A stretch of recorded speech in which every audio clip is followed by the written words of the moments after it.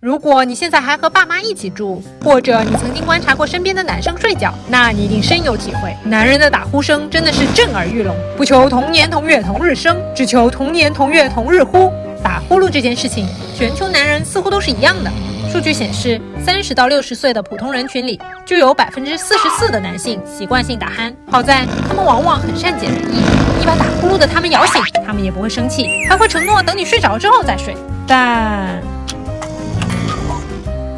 说好的承诺呢？我们身体调查组专门调查人体那些奇怪的小问题，今天就来探索一下男人的喉咙。正常人呼吸的时候，因为管道都是通畅的，所以没有噪音。但如果呼吸道变窄了，这时候呼吸气流就会造成软组织颤抖，而这儿就是传说中的打鼾。要说打呼噜这个问题，可以拆解成2个方面：一、打呼噜的响度；二、打呼噜的频率。奈何神奇的是，男人在这2方面都有过人之处，也就难怪他们能独领风骚了，嘿嘿。一、男人打呼噜声音大。为什么男人打的呼噜更响？目前还没有相关研究，但根据多年的生活经验告诉我，这个事情不是个案，真相很有可能是男人肺活量普遍较大，通过呼吸道的气流更大，打出的呼噜也就更大了。就像男生吹嘘的技术也很大，宝贝，我永远爱你，宝贝，你是最好看的，宝贝，我把全世界都给你。二、男人打呼噜的可能性更大，男人天生就更容易把脂肪堆积在呼吸道周围。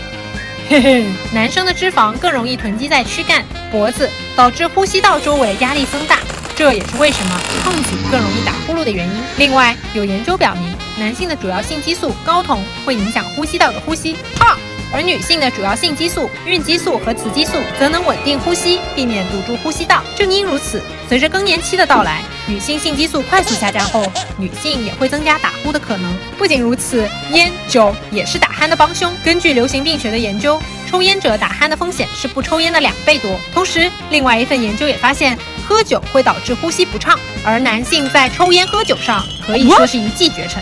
2016年，中国男性饮酒率是女性的3倍。2018年，中国15岁及以上人群男性抽烟率更是女性的25倍。这么看下来，男生虽然天生更容易打呼噜，但还是有改善方法的。是的。首先，减肥是良药，让男人保持运动，控制高糖、高油、高脂食物，不仅能减轻呼吸道的压迫，还能收获一枚潜力股。其次，戒烟戒酒也是好方法。少烟酒不仅能还伴侣一个安静的睡眠，还能对心、肺、肝脏等各个方面都有好处。